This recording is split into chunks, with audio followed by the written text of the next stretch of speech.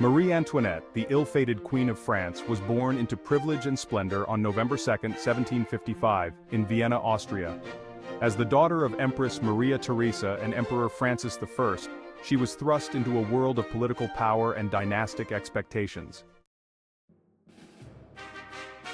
At the tender age of 14, she was married off to the future King Louis XVI of France to cement the alliance between Austria and France, a union that would eventually lead her to one of the most notorious periods in French history. The young queen initially enjoyed the luxuries of life at the French court, residing in the magnificent palace of Versailles. Her charm, beauty, and fashion sense made her a trendsetter, but her lavish spending and seeming disregard for the plight of the French people quickly earned her the nickname Madame Déficit. Despite her privileged upbringing, Marie Antoinette found herself increasingly isolated in France with her Austrian heritage, further fueling suspicions about her loyalty to the nation.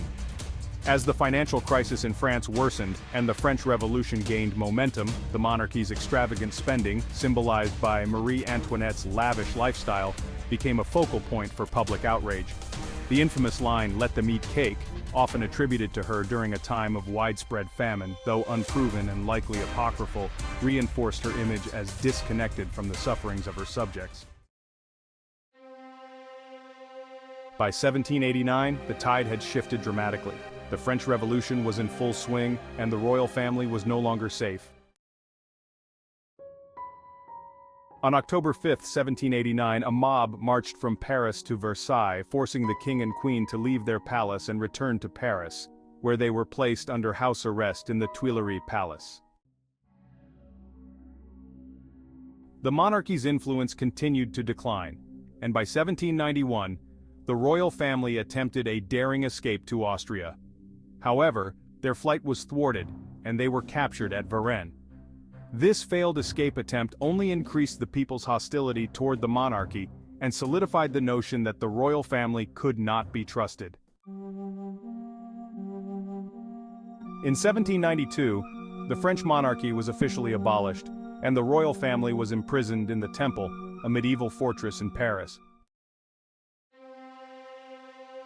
Louis XVI was tried and convicted of treason and was executed by guillotine on January 21, 1793. Marie Antoinette, now a widow and deeply despised by the revolutionary government, was left to face the revolution's wrath alone.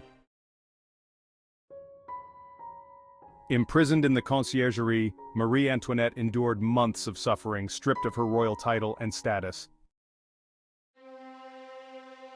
On October 14, 1793, she was put on trial by the Revolutionary Tribunal. The charges against her included treason, depleting the treasury, and, shockingly, incest with her son, a false and vicious accusation that Marie Antoinette vehemently denied in court. The trial was brief, lasting only 2 days, and it was clear from the start that her fate had already been decided. She was found guilty of treason and sentenced to death. On October 16, 1793, Marie Antoinette was taken to the Place de la Révolution in Paris. Dressed in a plain white dress, her once famous beauty and elegance were gone. She was pale and gaunt after months of imprisonment and emotional torment. She was paraded through the streets in an open cart, enduring the jeers and insults of the crowd who had once admired her. As she approached the guillotine, Marie Antoinette accidentally stepped on the foot of her executioner. Her last words were an apology. "Pardon me, sir, I meant not to do it." It was a final display of grace and dignity in the face of her tragic end. At 12:15 p.m., the blade fell, and the reign of the former Queen of France came to an end. Marie Antoinette's death symbolized the final collapse of the old monarchy in France. Her life, marked by privilege, misunderstanding, and ultimately tragedy, remains one of the most poignant and enduring tales of the French Revolution. Today she is often remembered as a figure both vilified and pitied, a victim of her time, her circumstances, and the sweeping forces of history. Marie Antoinette's story reminds us of the fragile line between power and downfall, and how public perception can shape a person's fate.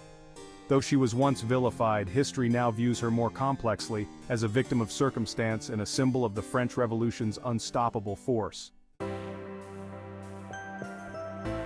If you enjoyed learning about her tragic end, make sure to like, comment and subscribe and join us for more captivating stories from history.